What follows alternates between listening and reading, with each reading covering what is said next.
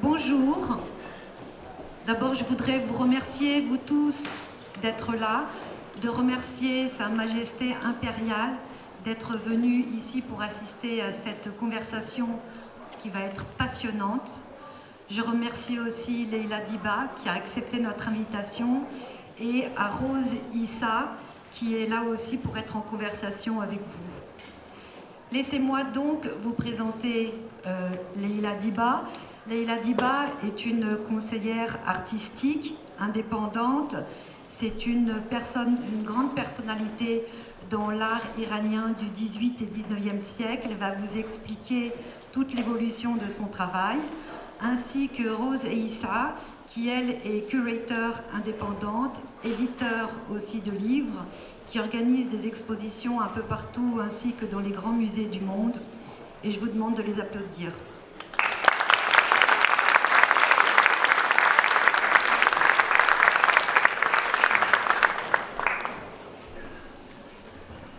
Merci beaucoup, Laure, de cette gentille introduction. D'abord, welcome, Your Majesty. We are so honored and delighted you could join us today. Je vais parler d'abord quelques mots en français pour d'abord remercier Sa Majesté d'être venue, d'être parmi nous, avec les remerciements à Laure et la foire de Ménard de nous avoir invités, conviés à parler des femmes iraniennes, notre sujet favori.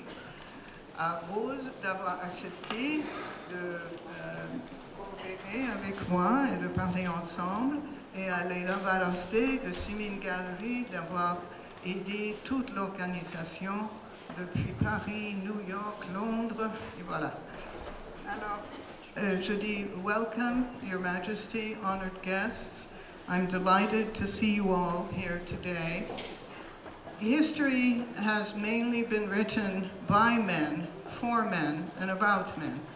It's about time that we tell her story, not his story. And that's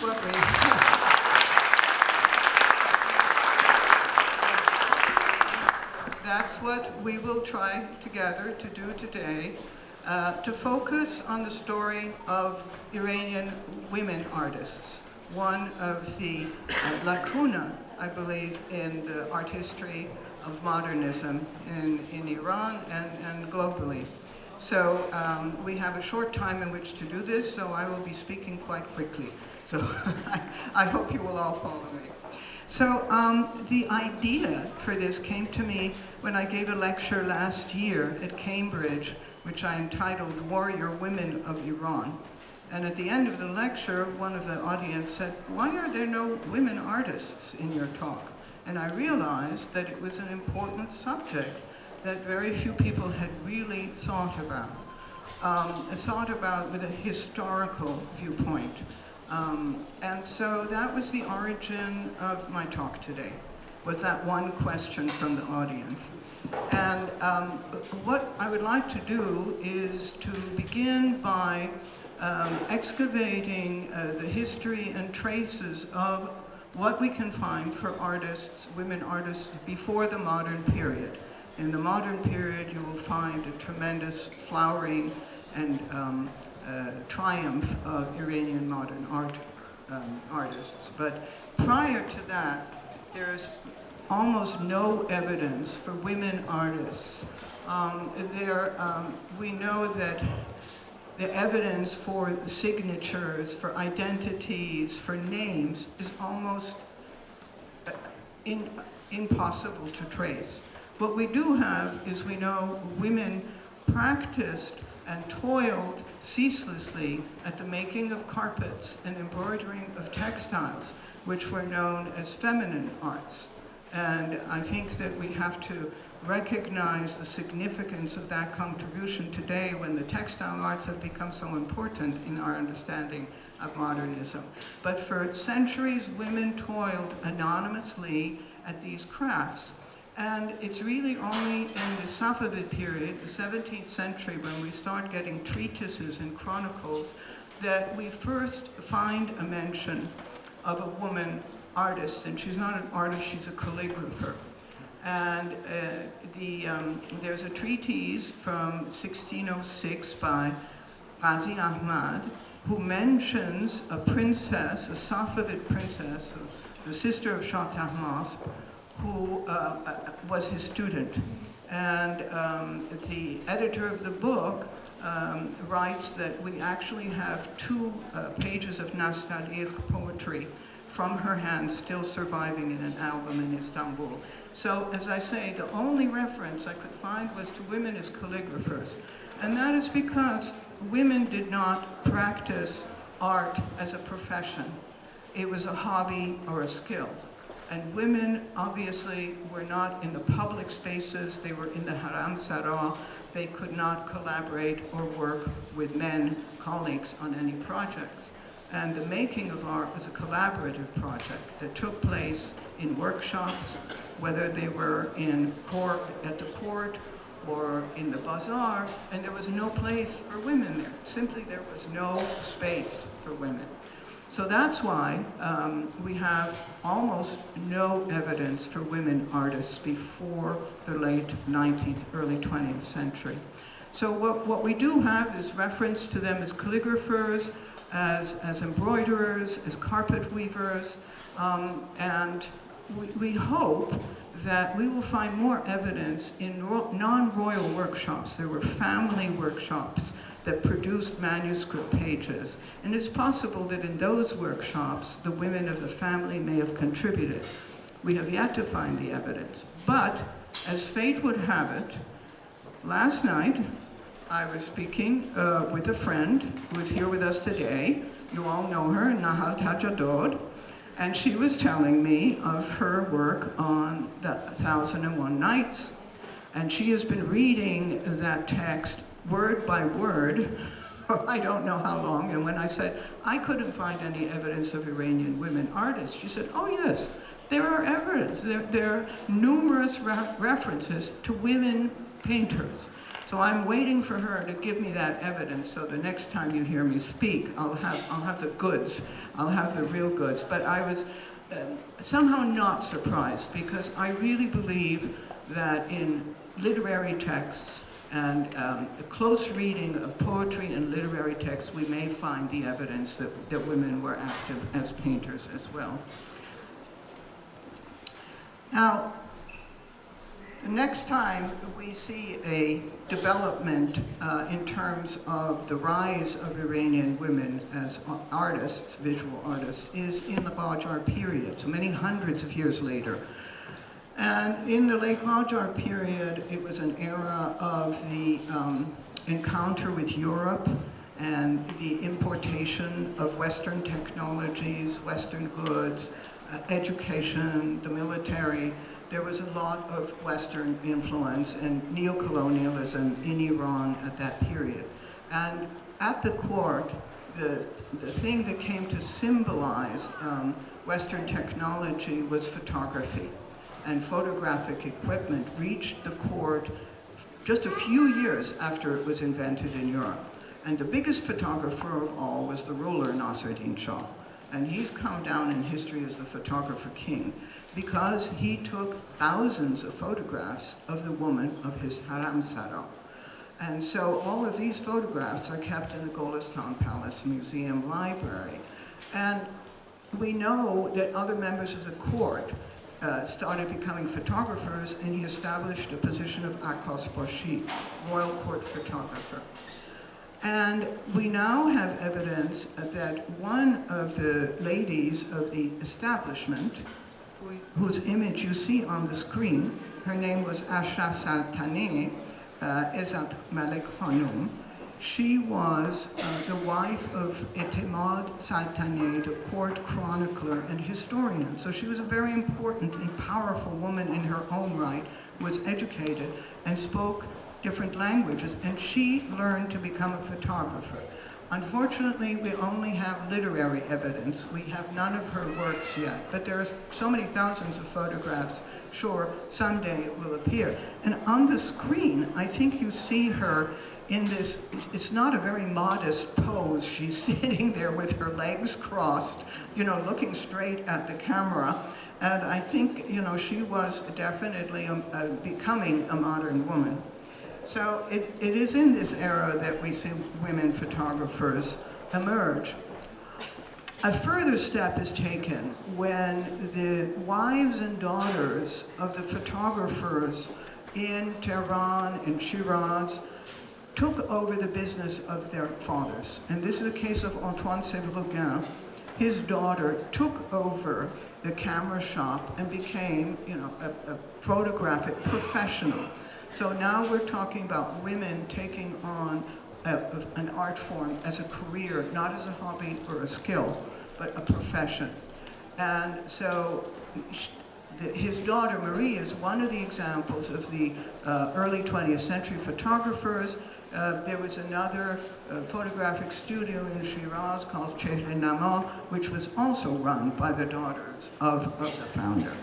So we see this happening, and increasingly we see more and more women photographers.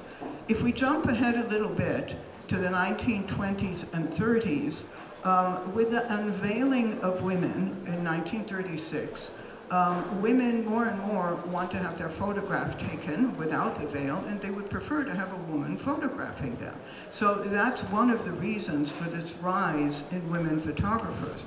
And by the first census in the 1930s, there are 300 photographers in Iran, and over half of them are women. So photography is an important subject for women, for feminism, for our talk today, and also, as Rhodes will go into more, for contemporary artists and photographers, because Qajar photography had a long legacy with Iranian women artists.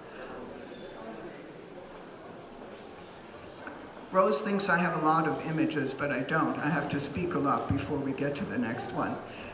In any case, if we go back a little bit, this era is marked by the creation of the High School of Decorative Arts, the School of Decorative Arts, excuse me, by Mohammad Ghafari Kamal al-Mulk in 1911. All the students were male. We know that because of the photographs and the chronicles. But we also know that he gave private classes. He tutored some women. And one of these women, the history of her life has been recorded as oral history in the family. And it happens to be the family of Maryam Masoudi and Mohammad Afghami, who are a noted family of collectors. Well, it began with their grandmother. And she was a student of Kamal al-Mulk. And on the screen, you see a self-portrait, a drawing she produced, which shows that she really became quite a skilled artist in the style of her day. But she never practiced professionally. It's still a private enterprise, a hobby that you do within your family. So, but she, again, was one of the pioneers and forerunners of the later artists. She was also notable because she founded a high school for the arts, for young women only. So we have, as I say, individual instances of women, just you know, sort of one by one, as we say in Persian, takotuk. You know, not a whole generation or a development, except for photographers. Photographers were a large class. So as we move forward historically, the next development occurs during the reign of Reza Shah Pahlavi, when Tehran University is founded and the Faculty of Fine Arts is founded, and women are allowed to attend classes and get degrees as well as men. So we now see women both going to university, and we have the first woman who was sent abroad to study. Her name was Shukru Riazi, and on the screen you see one of the works that is assigned to her. Shukru Riazi went to Paris, she studied at the École des Beaux-Arts, and she came back, and this is, I think, interesting. The women come back to teach in Iran. They want to pass on the knowledge that they have acquired abroad. And she comes back, she becomes a teacher at the High School for Decorative Arts, and she is the teacher of Hossein Zenderoudi. And the only way she survived in history is as a footnote to the career of Zenderoudi. So they write, by the way, his teacher was Shukuriyazi. But it's all not all that dark, because her career, her life was recognized about 10, 15 years ago in a book called Pioneers of Iranian Art by Javad Mojabi, and she was singled out as one of the women pioneers.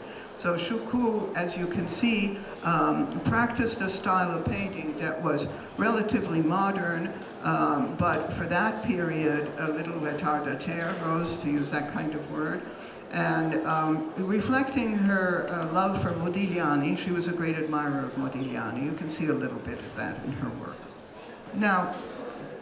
Now comes the great moment of the triumph of Iranian women artists, which comes in the post-war period in the 50s and 60s. So the early advancement in education, the possibilities for travel, women getting scholarships, much more freedom, all of these contribute to the creation of a generation of Iranian women artists. Not just artists, we have artists, gallerists, writers, publishers, collectors, a whole generation of women all of a sudden appears. And there are so many names. I will just discuss a very few and just mention those that I cannot show their works, such as Iran Daroudi and Masume Seyhoun, who are among the major gallerists who were very outspoken. These were not shy, retiring women. And they were, they exercised power, they promoted artists, and they played a really vital scene. As a matter of fact, a few years ago, I was talking with Her Majesty, and she said it was actually one of these women gallerists who came up to me at a reception and said, Your Majesty, we need a museum for Iranian artists to see not their art and also international art. And I don't remember if it was Iran Daroudi or Masume Seyhoun. Thank you. Bravo, bravo. So it was Iran Daroudi. You got it direct here. Oh, wonderful. Museum. Because I went to her exhibition somewhere in Tehran, and she said, why do I speak English? She said French. Ça va? Non, j'ai dit, elle m'a dit, c'est dommage qu'on n'a pas un endroit pour montrer nos œuvres comme un musée. Et vraiment, l'idée du musée d'art contemporain de Téhéran vient de Iran Daroudi. Voilà. Une femme.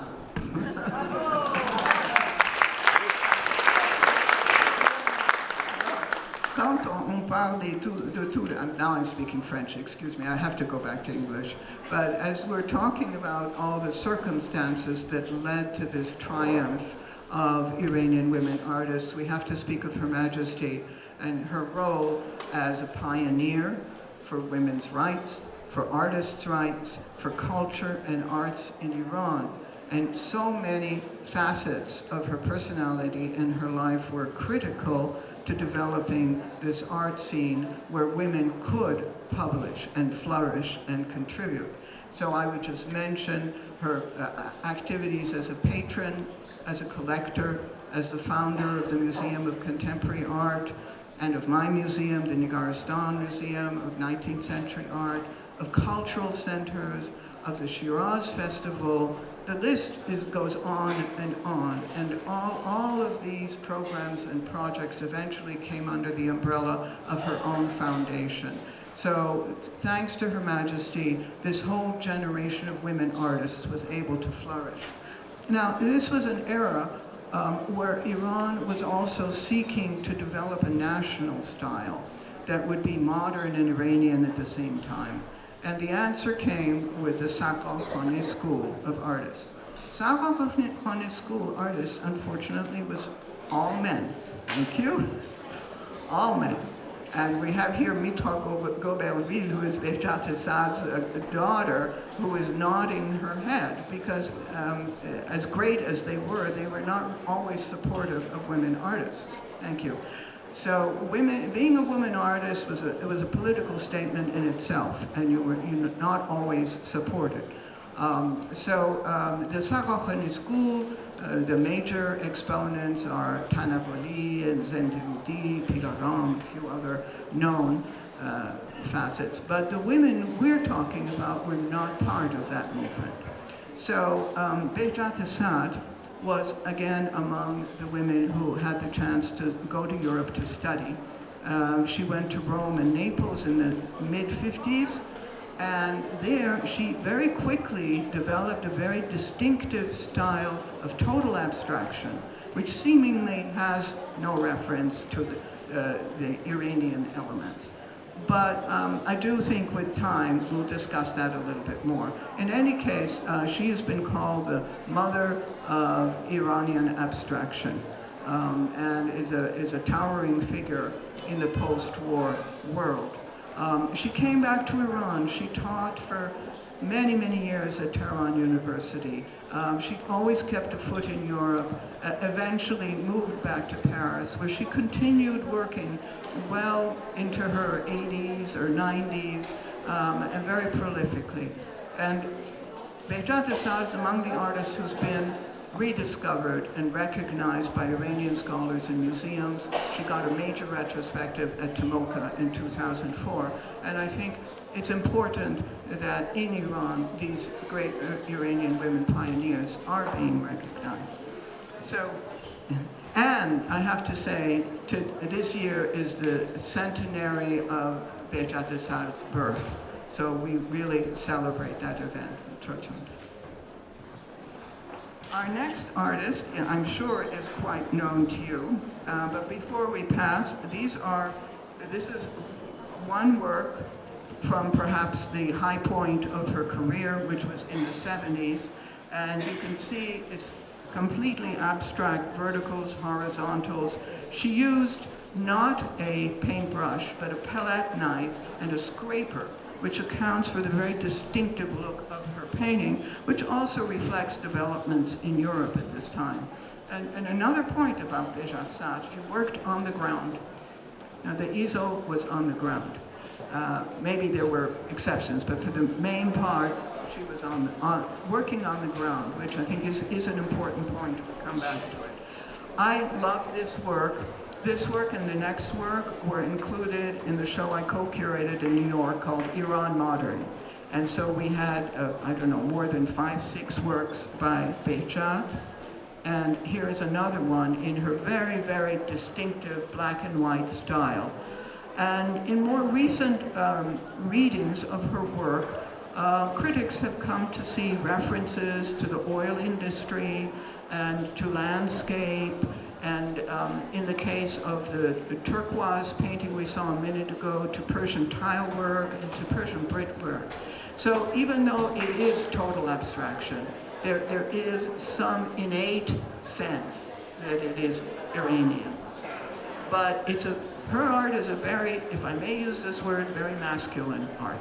It's very strong, very powerful.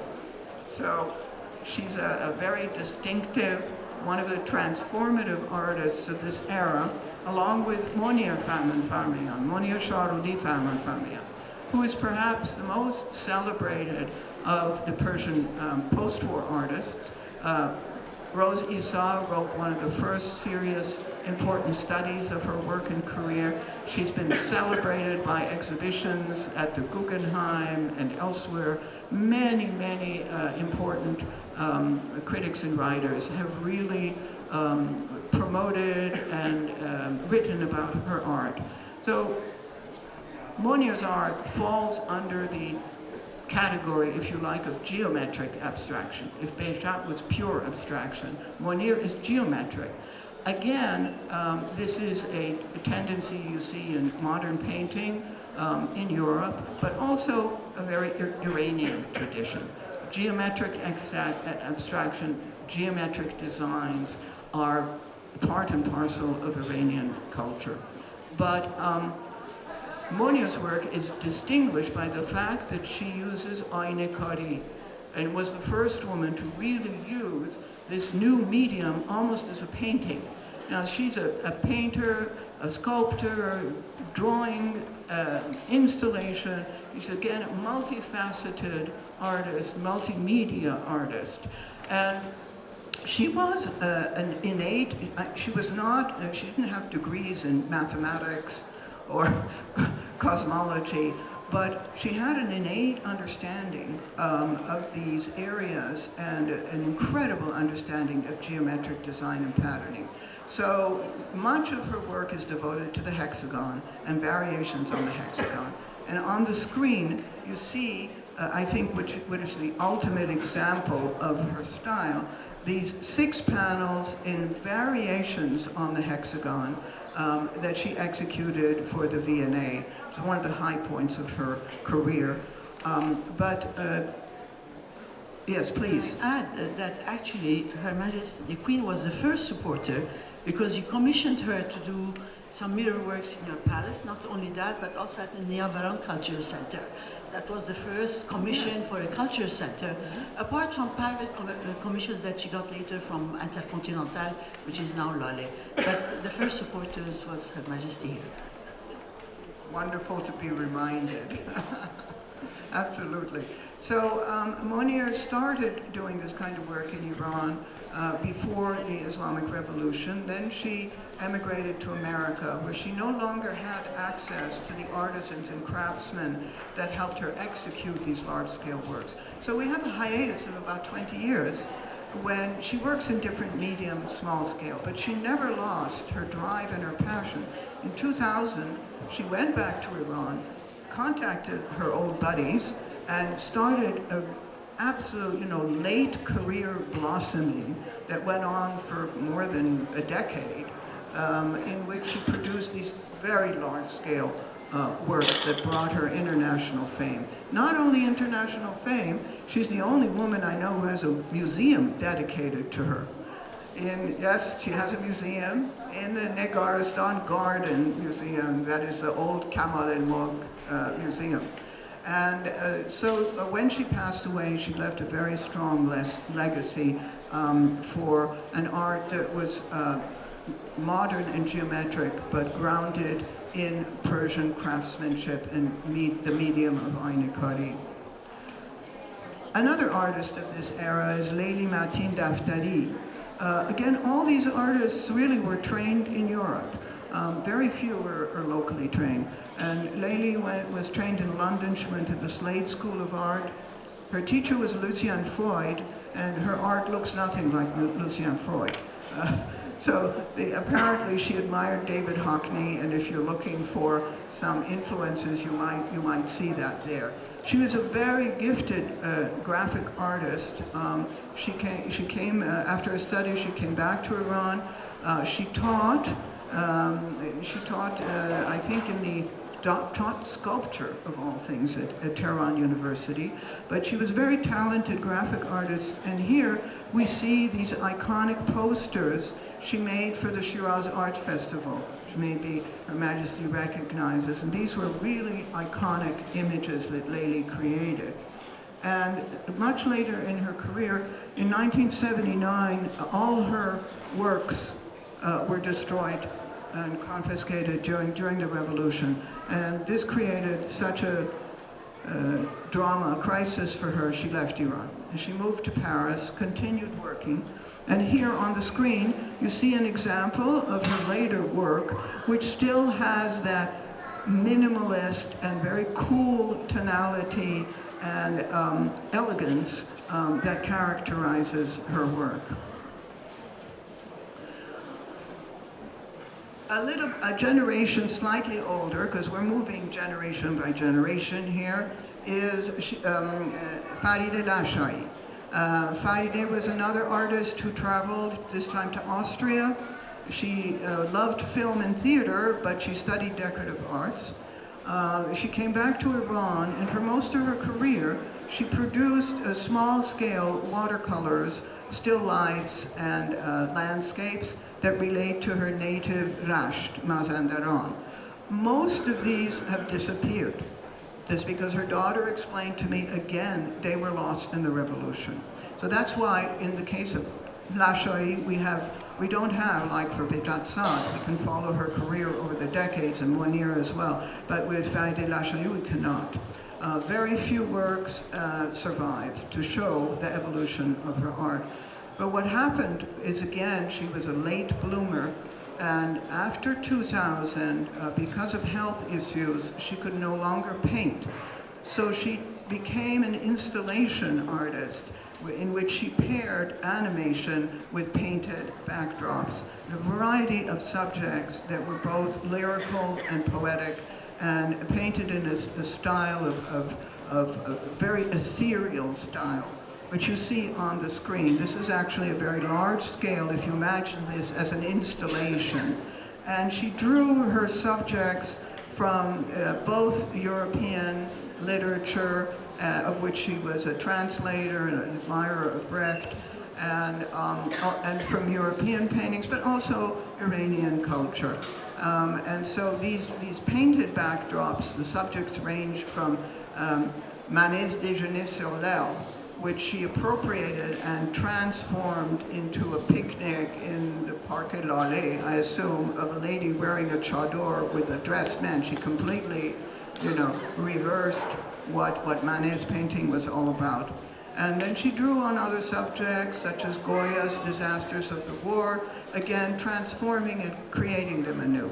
On the screen, one of her most iconic motifs is the rabbit from Alice in Wonderland, who is going in search of the truth and identity and is about to look down the rabbit hole, and is a symbol for her own quest in life. So here we come closer to our generation. The next artist I'll say a few words about is Shirazi Houshiyari, who again has become a very, very prominent artist. She is featured in almost every major museum collection in the world. She is listed, the last time I was in the Tate, I looked at the wall where they had listed all the great modern artists, and Shirazi Houshiyari was there. So that was one of her many achievements. She was shortlisted for the Turner Prize in '94. Again, a very strong, versatile artist who works in mixed media on paper or on sculpture. She's done a series of geometric sculptures in aluminum, and quite a very versatile and powerful artist. What I'm showing on the screen is an early work of hers, because as Rose reminded me, she was the only Iranian artist to be included in the famous exhibition called Les Magiciens de la Terre, which was here in Paris in 1989. There were 100 artists from all over the world. One of them was Iranian, and it was a woman by some miracle. And this exhibition was a landmark historic exhibition which challenged a very historic exhibition at the Museum of Modern Art about primitivism in modern art, and was trying to celebrate artists of the third world.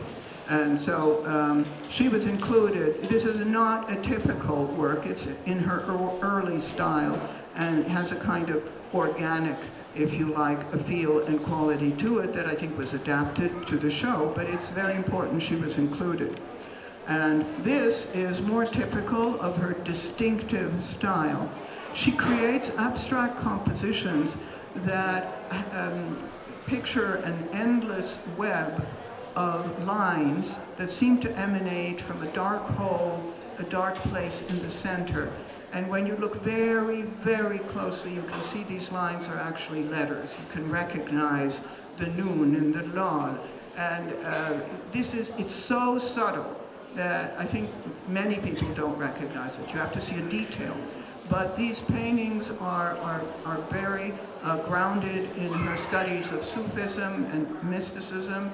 And her practice is, again, on the ground, very close to the art, with a graphic pencil and what is it called, aquacryl. She creates these incredibly labor-intensive, cosmological kind of compositions that seem to disappear into the infinite. And she's had enormous success with these. So after 1979, various tendencies were found among Iranian artists, both in diaspora and within Iran. And I think Shiraze represents the trend towards non-political art, abstract art that may not even identify as Iranian. But then there are a group of artists who are really contribute to the discourse on gender in Iran. And one of the earliest is the Iranian Armenian artist Sonia Balasanyan, who was really a pioneer for this kind of imagery that became ubiquitous 10, 20 years later. And she was originally an abstract artist, trained in America, and she created abstract canvases. I even owned one many years ago. But after the revolution, she went into such a crisis about the suppression of women and the oppression of women. She created a series of these photo collages, which it had her, which I think showed the splintering of her identity and her personality as a woman, and being forced to be veiled and wear the chador. Another artist associated with this tendency, which is both feminist and political, is the renowned artist Shirin Neshat, who is both a photographer and a filmmaker. And here you see an outtake from her movie, video Rapture from 1999, where you see a whole flock of what looks like crows on the sand. It's actually women in chador who are actually going out to sea to get into boats, to go on an adventure, and leaving the men behind. So the message behind this is very clear. Another photographer who plays with Qajar imagery and photography is Shadi Qadirian, who has been written about frequently by my colleague Rose Issa and by myself. And she plays again with Qajar photography and the current female identity in Iran. And she makes fun, actually, of the consumerism and Westernism that is found in that supposedly religious society. If you look at the photographs, one woman is holding a boombox and the other one, I think, is holding a can of Pepsi. Yes. So she did a whole series called the Qajar series, as Rose says, both forbidden. So whatever was forbidden was permissible for Shadi. She was a very brave artist who continued her career after that. Now, the last tendency I will briefly discuss, and then I want to pass the mic to my colleague, is artists who continued still in the way of abstraction and patterning. And I'm showing two artists, two works from 2024 that even though they draw their roots from abstraction and patterning and geometric design, also reference the political events of the period. So this is a work by Roya Chavon, which shows you her typical style, very distinctive, of layers and layers of pattern, geometric, scroll work, other kinds of patterns, interlaced patterns, and with a figural design.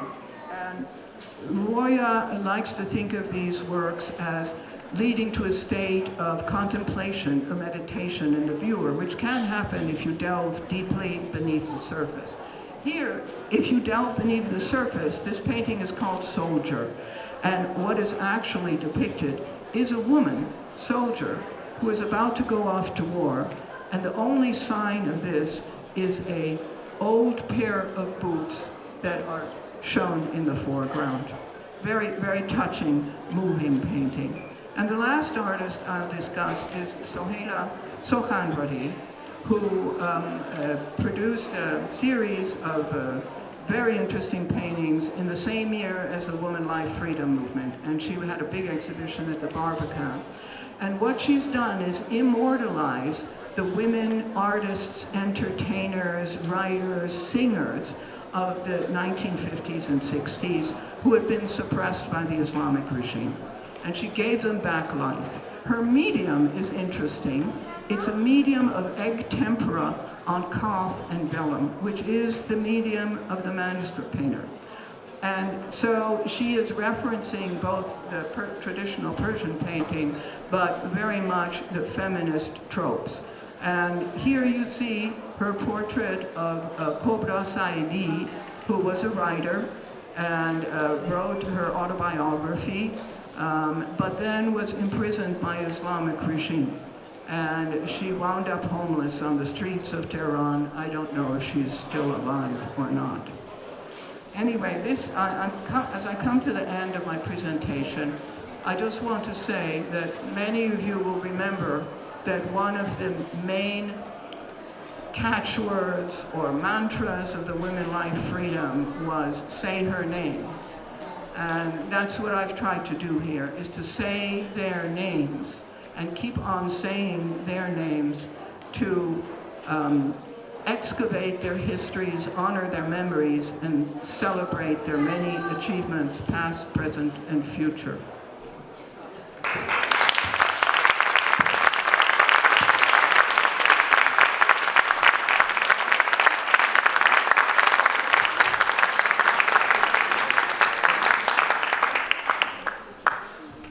Thank you, Leila. What was not mentioned is that you did a fantastic book, an exhibition in Brooklyn on the Qajar epoch. I highly recommend for whoever wants to know anything about that period, really to read that book.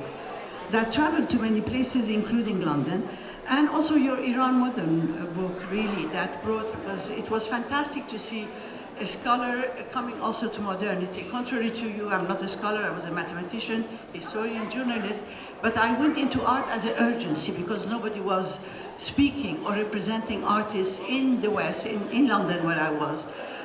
So I came to it,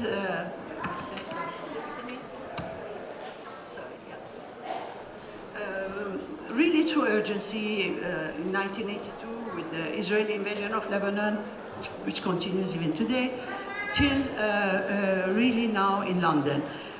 What I wanted to mention is that the only person, well known in the 50s, 60s, I take over from the modernity, was Forough Farrokhzad, who, despite the fact that she died at a very young age, at the age of 32, she was a famous poet, writer, filmmaker. So many of the, even Shirin Nishat that you mentioned, you and many other artists use her text as a feminist text to, in their work, to represent the new wave of, and she created a new wave of cinema too.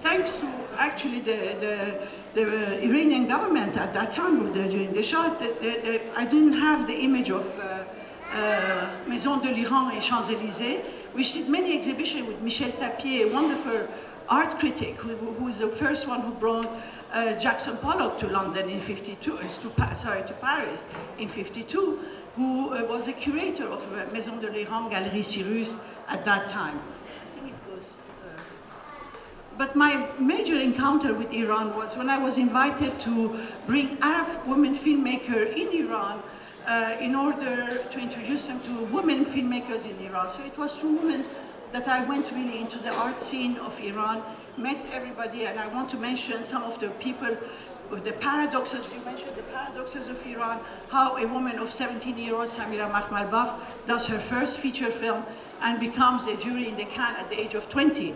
So despite all the criticism that was done in Iran, there was enough women artists there to speak about what was going on in the country itself, and which led later on, I'm sorry, I'm not talking about every image you see, it will go on a loophole, but then we did the first Iranian Contemporary Film Festival, then Iranian Contemporary Art at the Barbican, with the Unveiled Lives, a poster that you saw of women Iranian filmmakers, and there were 12 of them, then even in 2001, and now there are even more and more. It's by working, you mentioned to me, how did I get into working with the institution? When I started working with the institution, the first question they asked, how many monographs do you have on this artist? And of course, we didn't have many monographs then. So I decided that the things I would do most of all were do books about the artists, because unless you have the monographs, and I recommend, there are so many artists here, put your first cell into really publishing something about your own work, because unless we do it, others don't do it. So please do publish book. This is an exhibition at the Leighton House. I see several of the artists here, Maleke Naini, yes, and others really who were in that first exhibition. It started with little museums, and then it went to Barbican. Yasaman Ameri, who used many of the Hajar photography that she found in the Golistan Palace. You mentioned Shadi, who always worked with the paradoxes and how to find the loopholes of expressing yourself. Because all about Iranian art is how they find the loopholes to escape censorship and still present despite the cover. That was an exhibition. You meet here Meshket Krifa, who did the first exhibition of Regard Perçant on Iranian photographers in 2001. In London, we went together to Iran, and later on I took also several British curators to Iran in order for them to discover. Unfortunately, at that time, in the old time, the things were so modest. I mean, you go to Golestan Palace, it's like a garage. You go to Seyhun Gallery, it was like a garage. It was very tiny. So even the studio of the artists were tiny. So none of these curators that I took from me, from Whitechapel and Fruit Market Gallery, was impressed by the standard of the art scene there. And unfortunately for them, they didn't recognize the talents, the hidden talents, which was not very thin, but the modesty of it put them off. They were waiting for somebody to promote them, and only when they are famous they get into an institution. The images you see continues the talk of Leila, because this is the museum, for example, of Monir in Tehran. That was the first exhibition of contemporary Iranian art at the Barbican, where in fact Monir didn't want to come to the exhibition. I discovered her work, she never signed her work. And she said, no, you represent Iranian government. I said, no, I'm an independent curator in London. She refused until she saw the catalog and the brochures. And then she said, yes, come and see me in New York. And this is how things happen, you know. And she said, if you do me an exhibition in a museum, I go back to Iran. I said, why don't you go? You can produce major works. You cannot do it in New York. They don't have the craftsmen. And the exhibition that you mentioned at the Victoria and Albert happened, and after that she was obliged to go to Iran, and she was so happy that she stayed there the rest of her life, producing artwork in homage of Iran. Actually, I don't have the sentence that she put, really, Iran is my land, this is what I love, and so on. So anyhow, she expressed her love, and these are some of the curators that I took. Sorry, it's going very fast. But I thought maybe the time will not allow it. A major exhibition in Germany here in the House of World Culture in 2004, which was not only about visual art and films that I curated, but also about literature, music, and really it was an excellent gathering. I think it's one of the biggest events, which included works by Mitra Tabrizian that I exhibited later at the Tate Britain. That was the only artist, for example, Iranian British artist who had several monographies, so I could put her for a solo show at the Tate Britain. But other artists use carpets. You have Marjane Satrapi in Paris, everybody knows her, with Persepolis, who also, the first time I exhibited her as an artist, it was to a rouleau, so that we tell her story by turning it back in the old time with the films and photography. Many of the artists that I work with, initially I tried to do only Iranian artists within Iran, but also there are so many Iranian artists outside Iran who are still talking about Iran, whether it's Shirin Nishat, Shiran Arjadbazi, Taraneh Hemami, who teaches in California in a university here. I did books, as I said, that the main way to put artists in the museum was to have monographies. So I published the first book, I did this Iranian photography, and then from that on, the Victoria and Albert Museum did a whole exhibition and a publication about Middle Eastern photographers, including Iranian and Arab photographers. Works by Bita Ghezalaya, who is an architect, for example, who moved into visual arts with working with the Namad, she's Bakhtiari, and so on. An exhibition in Lebanon, even. I wanted to bring Iranian works to Zendegi, And these are silent tears of Taraneh Mami that we mentioned, who is in California. I'm going a bit fast, but I think we want mainly to see what are the tastes, what are the works. Paras Tufuruhar, another artist whose parents were killed in Iran and who continue to go to Iran till late. Every time they give her some troubles, but nevertheless she goes to celebrate the memory of her parents who were killed there.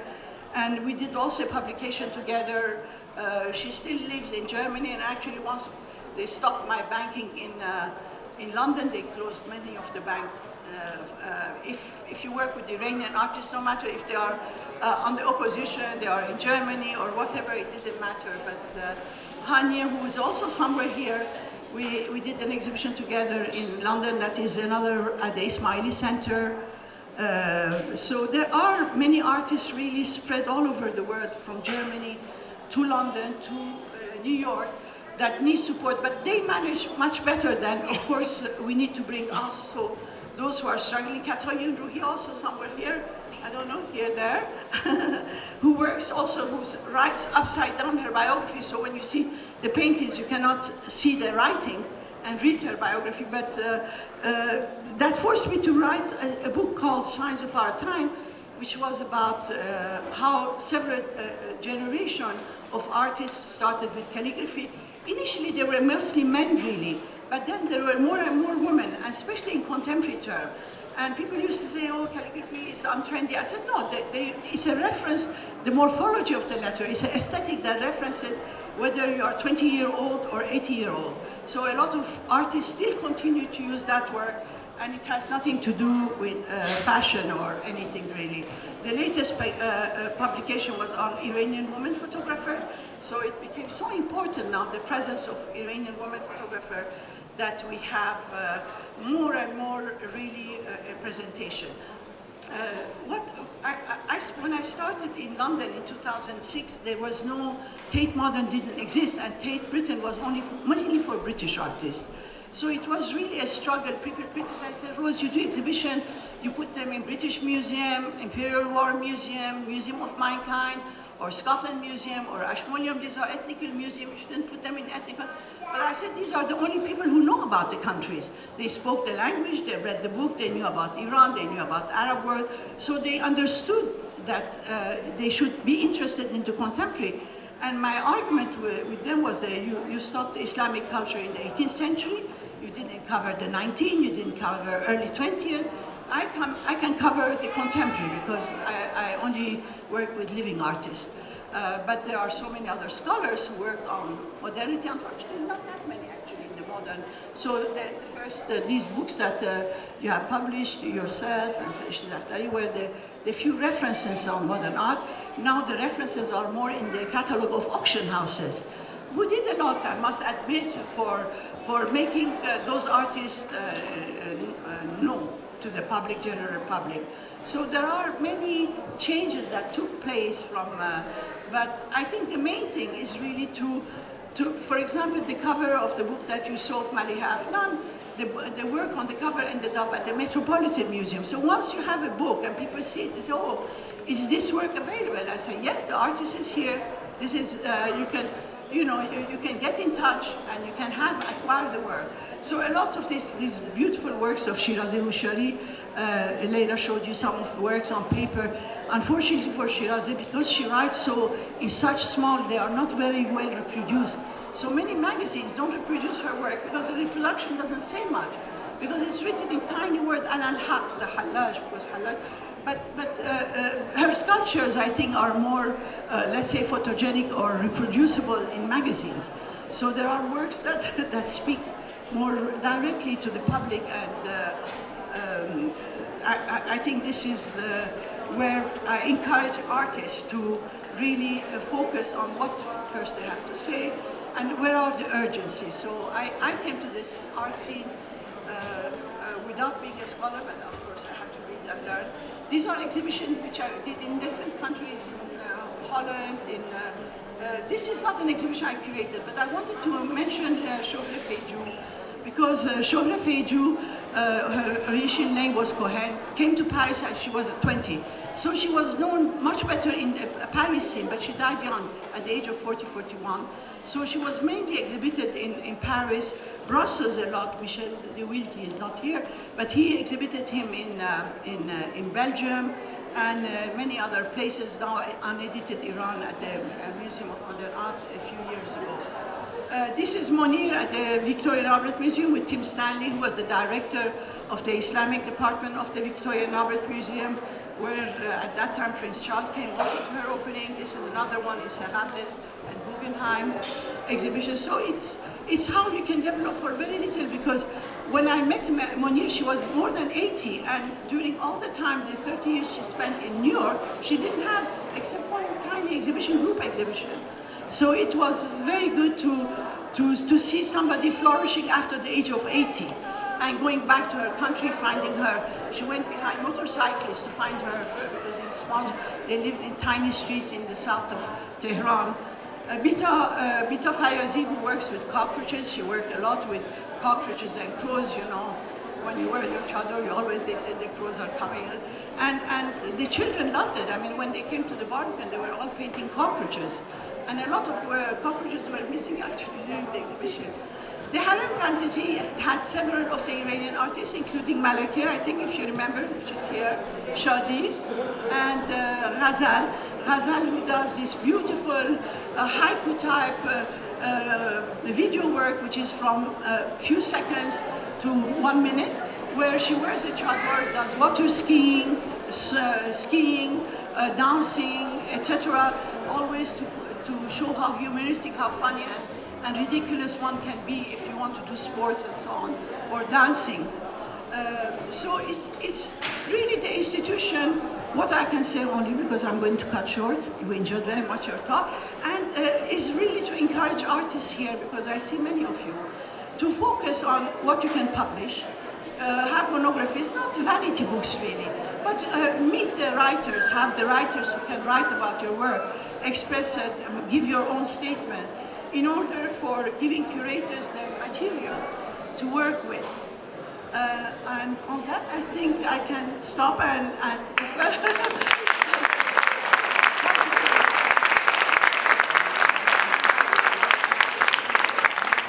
Thank you, Rose. No, I think we want to take questions from the audience for a few minutes, no? Can we take some questions? Mishket, tu peux t'approcher?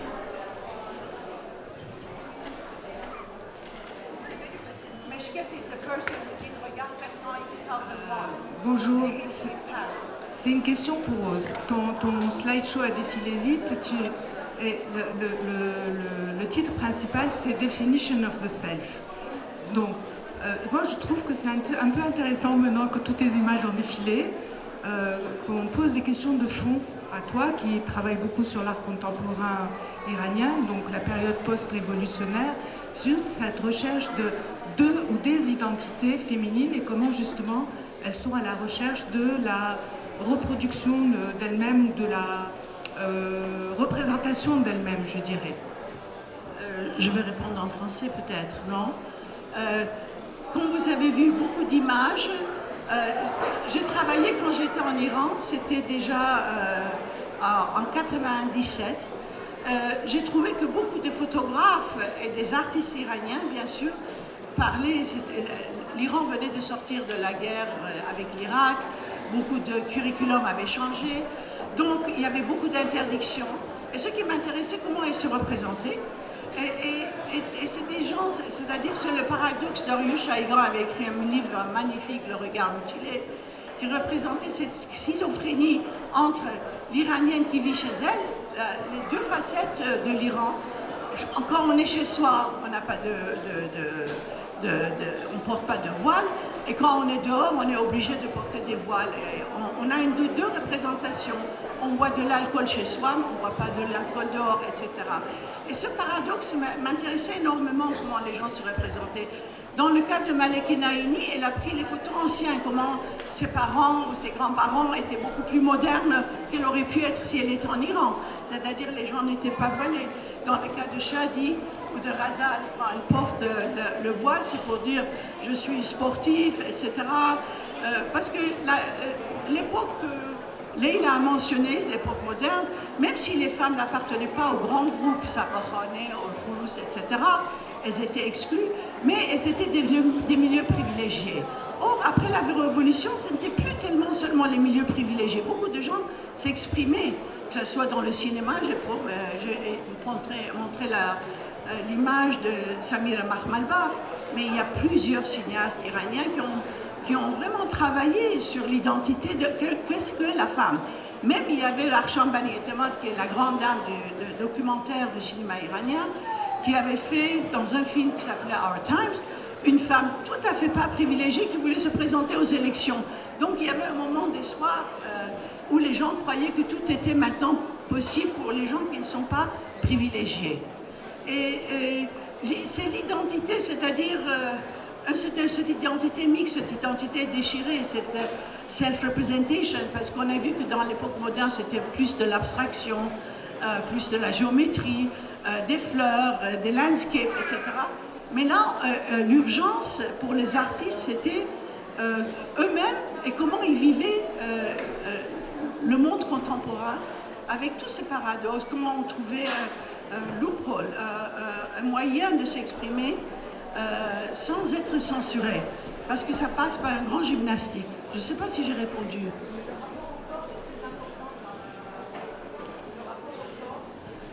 Je sais, tu t'intéresses au rapport au corps, mais quand on est voilé et qu'on est en Iran, oui, justement, c'est un peu...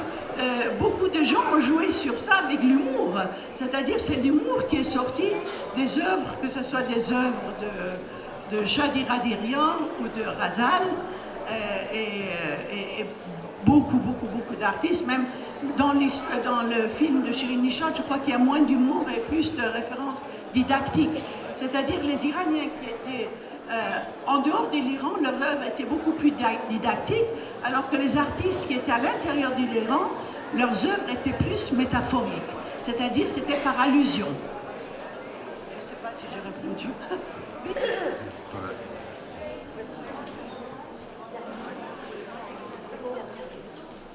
Hello. This is for Mrs. Issa. Given that the present government in Iran, as we know, is very restrictive in the artistic expression of any kind, do you find in your travels that women are given resources, recognition, facilities by the society, by their co-workers to accept them as credible artists, or is there still a distinction between female artists in Iran today and male artists? Listen, at some stage, it depends on individuals. There was a time where Sami Azar, with his ups and downs, gave an exhibition, a solo exhibition to Behjaz Sad, to Iran Daroudi, did the catalog. That was the first catalog that I saw of Behjaz Sad and Iran Daroudi. So at first, one stage, because there was a nice committee of Madame Seyhoun, Mrs. Seyhoun, and others coming to that meeting, they tried to balance and give the opportunities to Iranian women to have solo exhibition at the Tehran Museum of Contemporary Art. But, of course, when the times changes and the directors change and they are a little bit on the liberal side, according to the thing, it changes, it becomes a group show. But in many cases, actually, there was one occasion, even the Iranian pavilion in Venice only represented women artists from Iran.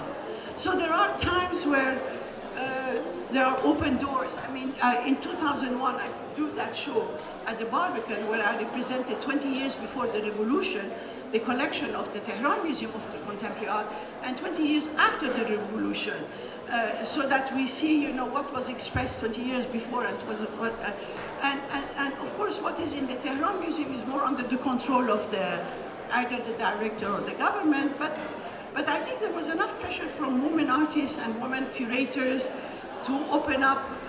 Now the women are really good speakers and they managed to see. I don't know for those of you who saw the film of Rasulov, which is now in the cinemas, Les Grains de Paille de Figuier, because in some ways, I mean, it has its weaknesses, it's too long maybe and so on, But it is a homage also to women, how the women try to survive and manage these paradoxes and the difficulties they have. So I think I personally find the women in Iran very strong, whether inside Iran or outside.